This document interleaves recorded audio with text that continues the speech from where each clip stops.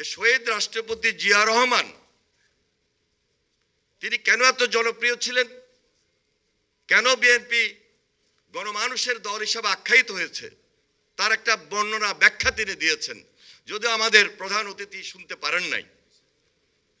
তার ব্যাখ্যাটা এমন ছিল যে প্রেসিডেন্ট জিয়া সাংবাদিকদেরকে ডেকে আলাদা কথা বলতেন এবং সাংবাদিকরা খেয়েছে কিনা, সাংবাদিকদের কার্যক্রম নিয়ে তিনি একান্তে কথা বলতেন। এটা বিরল ঘটনা ছিল সে সময়ে। তখন তো কোনো ইলেকট্রনিক্স মিডিয়া ছিল না।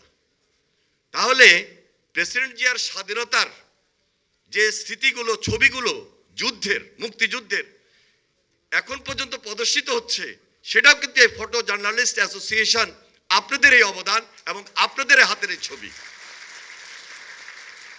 এর পরবর্তীতে আপসহীন দেশনেত্রী বেগম খালেদা জিয়া, যার নেতৃত্বে আমরা দেশব্যাপী আন্দোলন সংগ্রাম করেছি, আপসহীন নেত্রী হিসাবে যিনি এই দেশের সামনে, এই জাতির সামনে এখন পর্যন্ত আপসহীন ভূমিকা থেকে তার প্রতি এদেশের মানুষের যে ভালোবাসা, যে শ্রদ্ধা।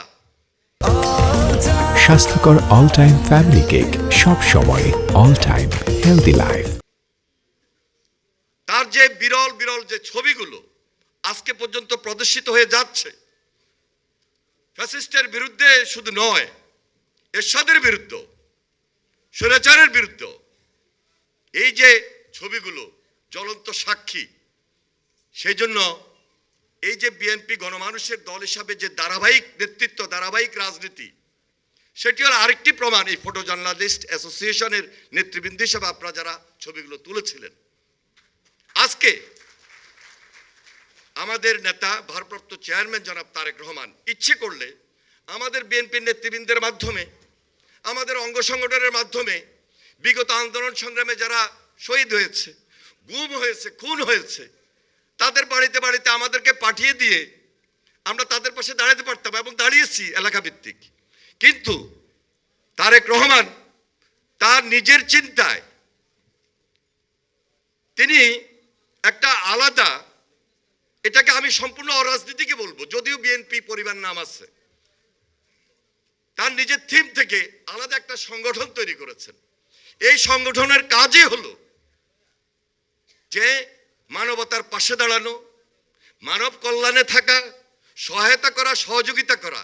এটা বিএনপির একটা সেল এবং এই সেলটা আমি মনে করি একটা পার্মানেন্ট সেল হিসাবে আত্মপ্রকাশ করেছে। এটা একটা মাইল ফলক। আমরা সামনে ভোটের আশা করতেছি, ভোট হবে,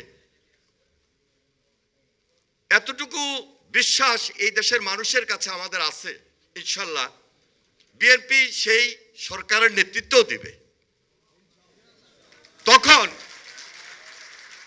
এই যে আমরা বিএনপি পরিবার যে কাজগুলো এখন করছি, তখন এটা আরো বেগবান হবে, আরো দায়িত্বশীলতার সহিত করবে এবং করতেই হবে। এটা জাতির প্রত্যাশা, সাধারণ মানুষের প্রত্যাশা।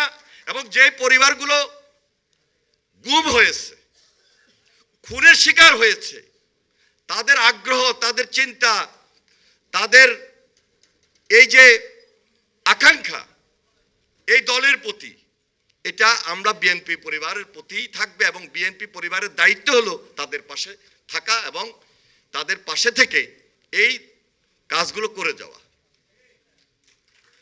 প্রিয় ভাইরা, আপনারা লক্ষ্য করেছেন গত 1 সপ্তাহ 10 দিন জাতিসংঘের যে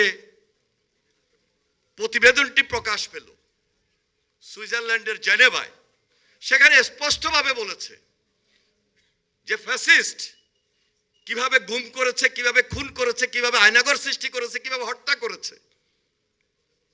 এবং সরকারকে পরামর্শ দিয়েছে যে আন্তর্জাতিক আদালতে আপনারা মামলা করেন।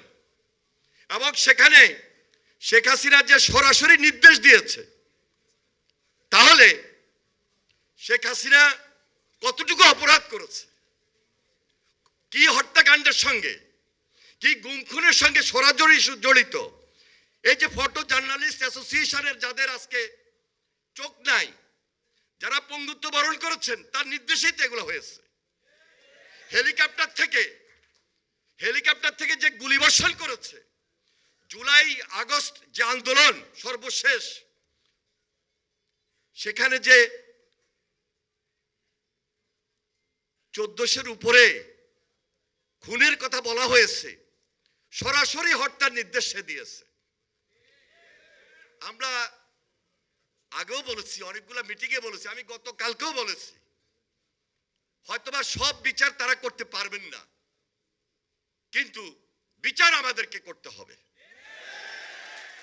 বিচার ছাড়া এই দেশে অন্য কিছু এই জাতি মেনে নেবে না। তাহলে এই আস্থাটা কার উপর, এই বিশ্বাসটা কার উপর? বিএনপির উপর এবং বিএনপির নেতা জনাব তারেক রহমানের উপর। এই কারণে এই আস্থা, এই বিশ্বাস যে বিএনপি গণমানুষের দল, বিএনপি জনগণের দল, এবং বিএনপির পক্ষেই এই বিচারগুলো করা সম্ভব এবং বিএনপি করবে। এই কথা আমরা আজকে বলি। জাতিসংঘ যে প্রতিবেদনটুকু দিয়েছে, এটা আগামী পাঠ্য পুস্তকে যেন নিয়ে আসা হয়। কিভাবে হত্যা হয়েছে, এই প্রতিবেদনটা তো একটা দলিল, একটা ঐতিহাসিক দলিল, এবং এই দলিল সংরক্ষিত রাখতে হবে প্রজন্মের জন্য, প্রজন্ম থেকে প্রজন্মে জানার জন্য। ইনশাল্লাহ এই সরকারের কাছে আমাদের আবদার, আমাদের আহ্বান, আমাদের দাবি, তবে যদি না পারে ইনশাল্লাহ এই বাংলাদেশে বিএনপি যেদিন রাষ্ট্রীয় ক্ষমতার দায়িত্ব নেবে, বিএনপির দায়িত্ব হয়ে দাঁড়াবে এই কাজটুকু সম্পন্ন করা, এবং সেটি বর্তাবে আজকে আমাদের ভারপ্রাপ্ত চেয়ারম্যান জনাব তারেক রহমানের উপর। ইনশাল্লাহ তার নির্দেশে কাজ করার জন্য আমরা এখনো মাঠে আছি, ভবিষ্যতে মাঠে থাকবো। তারেক জিয়ার হাতকে শক্তিশালী করার মধ্য দিয়ে, দেশের বেগম খালেদা জিয়ার হাতকে শক্তিশালী করার মধ্য দিয়ে আজকে যে মানবিক কাজগুলো আমরা শুরু করেছি, ইনশাল্লাহ সেটি অব্যাহত থাকবে।